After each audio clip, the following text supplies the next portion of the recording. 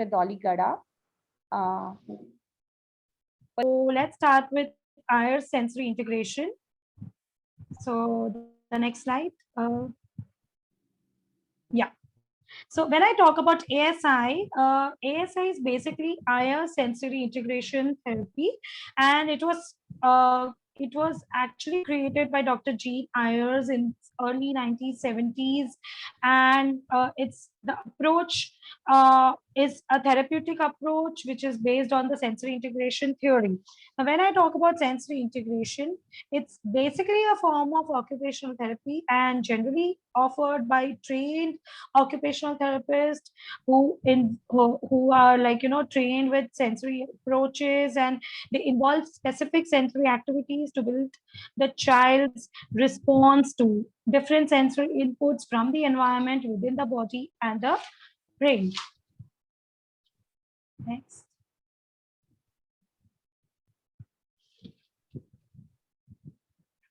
So, like I spoke, sensory integration basically uses different sensory systems of the body, but primarily it focuses on three basic sensory systems. That is a tactile touch sensory system. Vestibular is the sensory system linked with movement and balance, and proprioception, that is linked with joint position sense and the sense that you receive from the muscle tendons and the joint receptors located in the skin and in the body. Now, when I talk about these different sensory systems, their interconnections mainly start before birth, and this interconnections keeps on growing as a child matures, as a person matures, and they interact with the environment. So, when I talk about interaction with the environment, the child grows up when the child when the child grows up, the child receives a lot of inputs from the environment which the child is able to process within the body and the brain effectively, provided these interconnections are strong enough. But for a kid with autism spectrum disorder, the problem lies with these interconnections because they have difficulty with processing these sensory inputs within the brain. So the brain is a main functional organ, and brain, that is a central nervous system, is the organ which is mainly concerned with all inputs processing. But what happens in kids with ASD, because these kids have delays with delays with all the developmental delays, and with respect to the motor skills, with respect to the speech. So what happens with these kids? They find it very difficult to process each and every information from the body, from the environment within their brain. So they're not only having problems with interconnections, but also the problems occur with different sensory systems apart from the brain. So what happens is, when although that these three sensory systems are less familiar than vision and audition, but basically they're very important for our basic survival. Now, when I talk about autism spectrum disorder, like Sarika has briefed it very well, but I would still want to mention that it's a developmental disorder which impairs the ability to communicate and interact. So when I talk about the developmental disorder and the impairment, there's something called as a triad of impairment. So the triad of impairment has three categories. The first is the social interaction, interaction with peers, interaction with people around themselves, interaction with teachers, interaction with family members. Next comes the social communication, when I want to communicate with others effectively using all the vocabulary or all the words that I have in my brain, and have utterances and speak fluently. And then third comes the repetitive behaviors, flexibility of thought, and social imagination. So the kids with autism spectrum disorder has problems with all these three areas. And the major problem, underlying major problem, this is the sensory processing, which is affected at not only the brainstem level, but at the cerebral cortex level, and the cerebellum is also involved, and all the different parts of the brain are involved. So it's very important that we work on different sensory systems to improvise not only the processing but also the modulation, and that's how we are going to help the child interact with the environment, help the child develop good speech, help the child develop good language, help the child develop a good control over thoughts, and develop that flexible thinking process, because thinking is equally involved. We don't want the child to just rote learn, and we don't want a child who is going to have a robotic speech, and we want a child who is going to have a monotonous speech, not a monotonous speech but a meaningful talk. So let's go to the next slide now.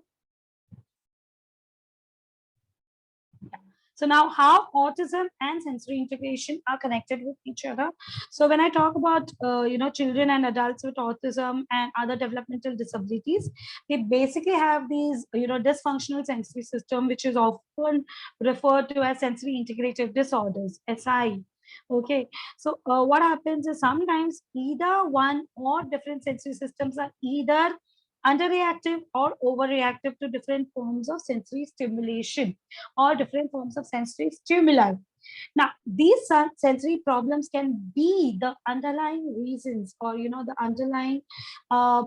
underlying reason for behavior such as the child rocking, or spinning toys, or hand flapping, or maybe just walking on toes, or keeps jumping around, etc. There are a lot of behaviors that can be listed.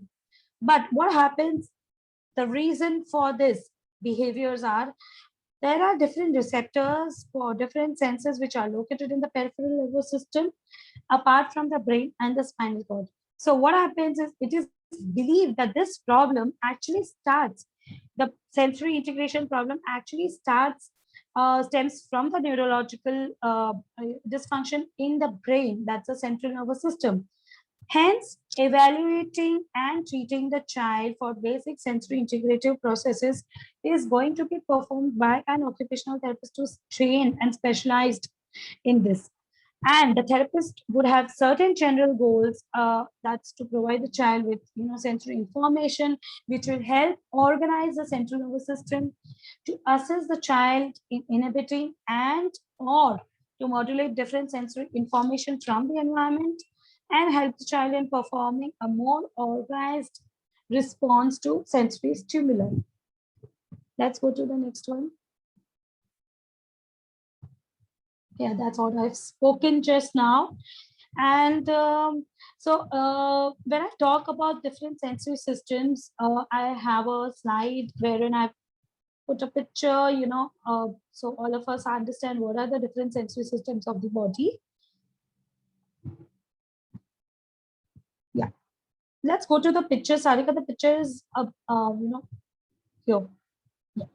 So there are different sensory systems in the body, and these 7 different sensory systems are hearing, that's the auditory sensory system. So when I talk about hearing, there are 7 different sensory systems of the body, and we start with hearing, that is auditory. So when I talk about auditory, there are different sound waves which are received from the auditory receptors located in the inner ear, and that is how the child is able to distinguish between a loud sound and a soft sound, and is able to understand high and low pitch, and whether the sound is coming from near or from far. So what happens in kids with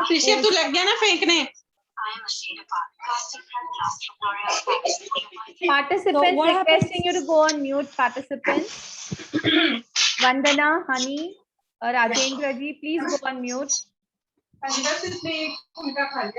Vandana, requesting you to go on mute, please. Vandana, requesting you to go on mute, please.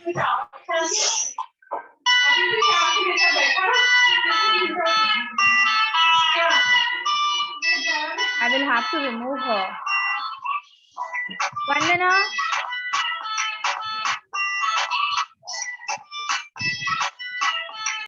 Sorry. I had to remove her. Sorry. Go ahead. Yeah. Go ahead, Dolly. So when I talk about, so since we are having this complete kind of webinar on autism, so when I talk about different sensory systems, definitely it is pertaining to kids with ASD.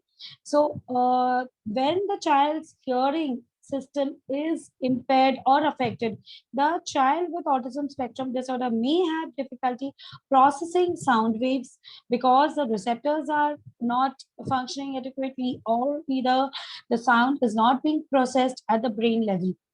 Then the next sensory system that I'll talk about is tactile, that is touch. So everyone, I am so sure, is able to see from the screen tactile. So touch. There are receptors located in the skin, and the most sensitive areas of the receptors are the hands, mouth, and the genital organs. So this is how the receptors help us distinguish between pressure, texture, temperature, and pain.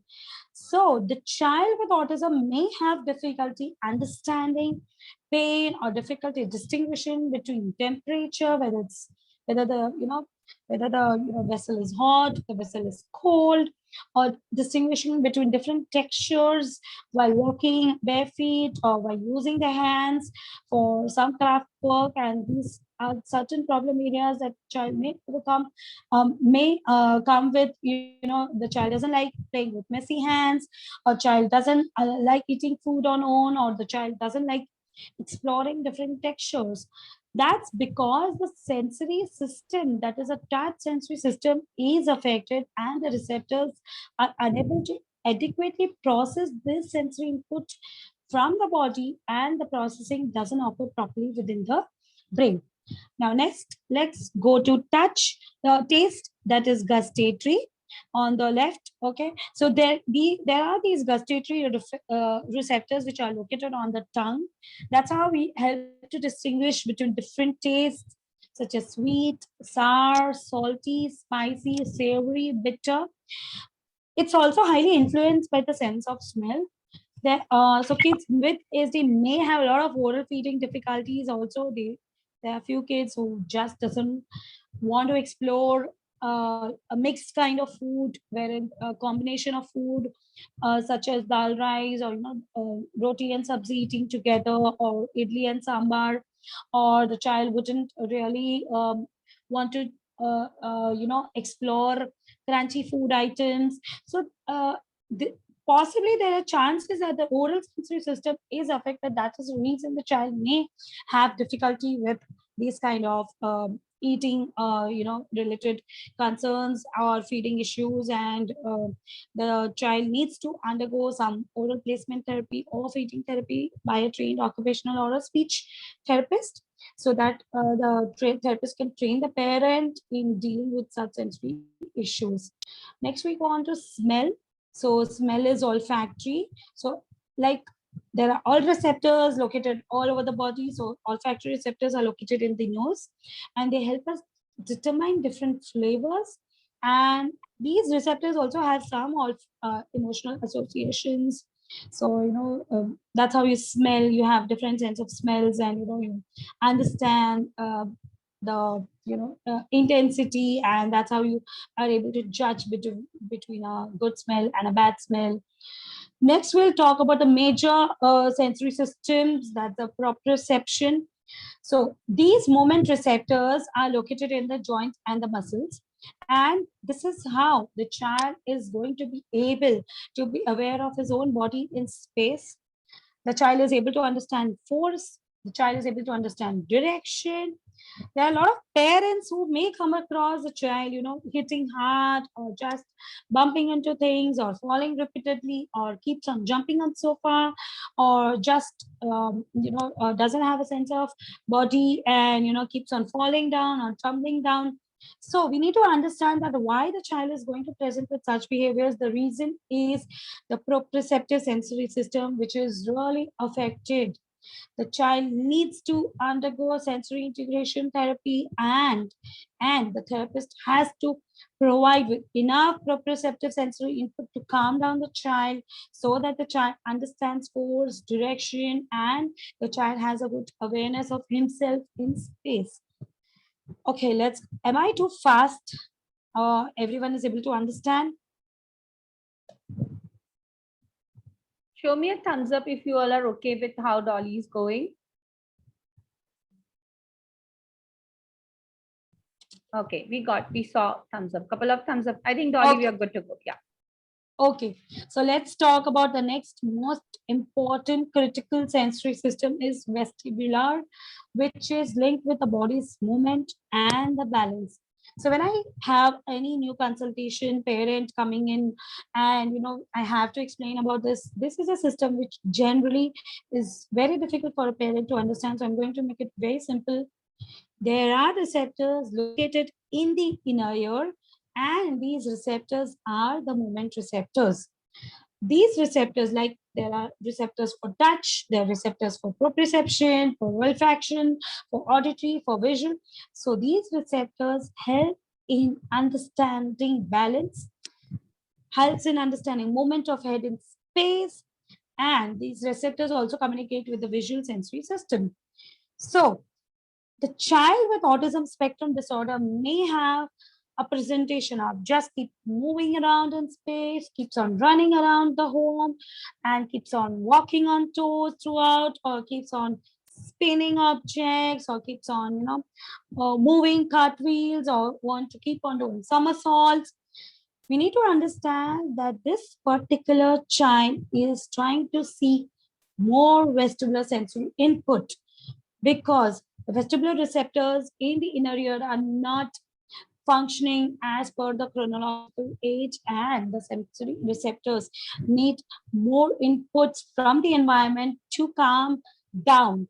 Now, when the child wants to calm down, the child is going to throw such behaviors. That is the reason the sensory integration trained therapist would involve the child in swings and such form of movement based activities. It's very difficult for parents to understand why swing. There are many parents who put in, man, what is the swing, and why this linear movement and why this rotational sensory input is required. But we need to understand that we need to give the child the right challenge so that we get a good adaptive response. And this right challenge can occur by providing the child sensory needs adequately, efficiently through a proper sensory integrated integration equipment, such as a swing, the barrel, and scooter board kind of stuff. So if I'm giving the child just the right challenge, I get a good adaptive response from the child. So in short, what I get from the child is a good planning, a good body awareness, and good, stability of the movement of the head, neck, trunk, and a good prone extension, which helps the child which helps in keeping the child erect in space and keeping the child within a particular space. Okay, so I would also want to talk on one more sensory system which is currently being included apart from the 7 different sensory systems, that is interoception. Now, as I talk about receptors located in different parts of the body, the interoceptor receptors are located all over the body, and it helps us to understand the inner state of the body. That's, whether I'm hungry, whether I'm thirsty, I have a temperature, I have my toileting needs, and I need to go to, I need to do potty, I have to go, I want to susu, I want to go potty. So, but how will I be able to understand that if I have a good interoceptors, if I have a good interoception sensory system working efficiently? There are a lot of kids who are in the autism spectrum and with congenital neurological disorders, who has these toileting issues, especially with respect to susu and potty. The child is unable to understand. So here comes into picture the interoceptors which are not functioning adequately, and the therapist needs to train the interoceptors, and the these interoceptors needs to be given the feedback which will help the brain process, and that's how the child would be able to understand about the internal state of the body. Okay, so can we go to the previous slide now? No, Sarika, the next one. Like after this? Yeah, after this. Yeah, sensory integration therapy. So, so just now I've explained in depth about different systems of the body. Now we'll just go with, you know, what is actual sensory integration therapy and what do you need to know, what, you know, as parents we need to know about sensory integration. So sensory integration therapy will actually focus on helping the child with sensory processing issues by exposing them to different sensory stimulation, but in a structured repetitive way. Why repetition is important is that over the time, with repetitions, the brain will adapt, and this allows the kids to process and react to different sensory inputs efficiently from the environment. You want me to move to other? Yes, yes, that's the next one. So the different sensory systems in the body, and this is one more chart where you know how you know you can actually incorporate some techniques to you know work on the sensory processing in by giving the child with different sensory inputs. And I mentioned for visual, for vestibular, for tactile, for auditory, for olfactory, and proprioception. But trust me, I would recommend the parents going ahead, going ahead to a occupational therapist who is trained with sensory integration and taking a feedback from the therapist whether on what particular sensory inputs need to be given to them and undergo sessions with the occupational therapist, because you cannot do anything and everything with one particular child. Every child in autism spectrum disorder is, you know, different.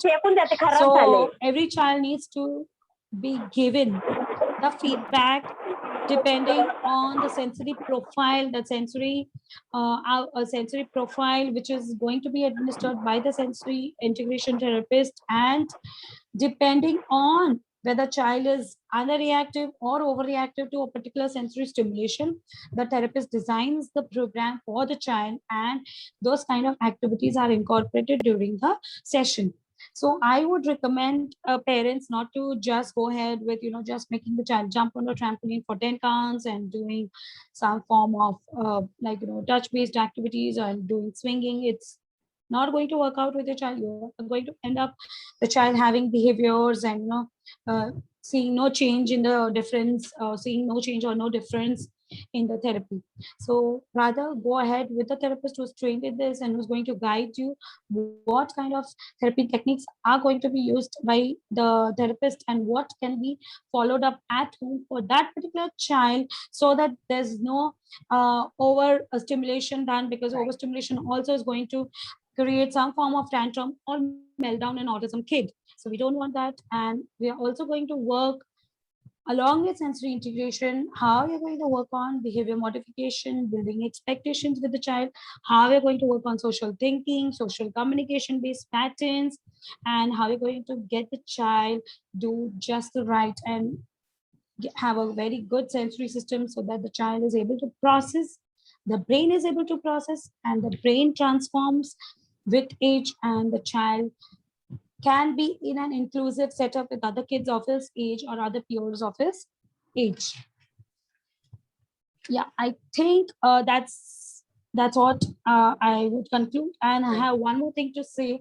When I talk about autism, I mentioned that, you know, it's a triad of impairment wherein social interaction, social communication, and where these repetitive behaviors and social imagination which is affected. But we also need to understand why social communication can be a hindrance and why these kids really have you know, problem talking. So when I talk about the language pyramid, I would want to first explain the the the base, the, you know, the base of the pyramid.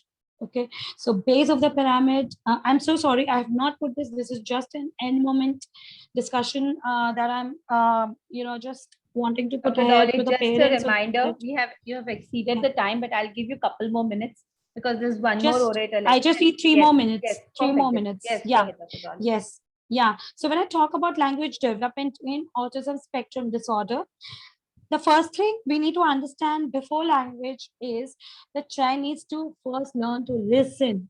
learn to pay attention, and the child needs to have a desire to communicate. Then comes waiting, eye contact, turn taking, and next comes symbolic play, awareness of others, and memory. If these 9 elements are well in place, then comes understanding and vocabulary building. There's comprehension of instructions. So, like, I had a question from a parent. My child doesn't follow instructions. So you need to understand if the roots are clear, the child is going to listen to your commands, the child is going to pay attention to your commands, and the child is going to use gestures or some form of non-verbal means to communicate to you. But if these 9 elements are not in place, you cannot expect the child to talk either in gestures or in words to you all. Next comes understanding. Okay, after understanding comes talking, that is in expression. So expression in words or expression in language. And last, in language, a therapist would want to work is on the speech sounds, or you can say articulation or clarity. So the 9 elements I want everyone around here to remember, so that you, before making the child talk, just remember the 9 elements has to be in place. The 9 elements are listening, attention, desire to communicate, waiting, eye contact, turn taking, symbolic play, Hey, where did you awareness of go? others, and memory. I can put up I can put up these 9 elements on. I can put it forward to Sarika, and she can forward it to you all, so that before expecting the child to talk, please make sure that the child has these 9 elements worked Right. upon, and child has these 9 elements achieved, and then that's how you can expect the child to talk. I think Dr. Dolly. So here I end. Yes. Go ahead. Go Yeah. ahead. Sorry. Here I end, and once we finish with the overall presentation, I think we can go ahead with the questions. Right. So Right. thank you so much, everyone.